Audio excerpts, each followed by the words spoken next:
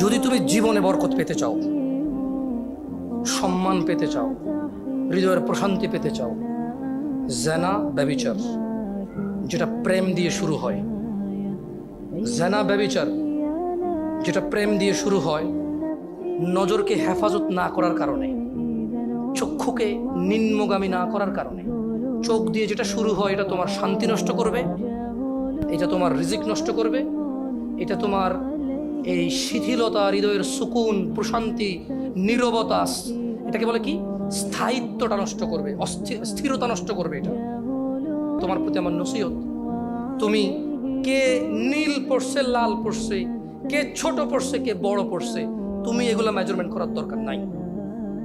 তুমি নিচে নজর রাখো, হাঁটো, তোমার এটা জানারও দরকার নাই আজকে তোমার সামনে দিয়ে কয়টা মেয়ে কি পড়ে গেছে তুমি দেখোই নাই। তুমি নিচে হাঁটো, যথাসম্ভব তুমি যতটুকু নিচে দেখে হাঁটা সম্ভব তুমি তোমার চোখকে হেফাজত করো। লজ্জাস্থান হেফাজত হবে, লজ্জাস্থান হেফাজত হলে তোমার হৃদয়ের প্রশান্তি নষ্ট হবে না ইনশাআল্লাহ।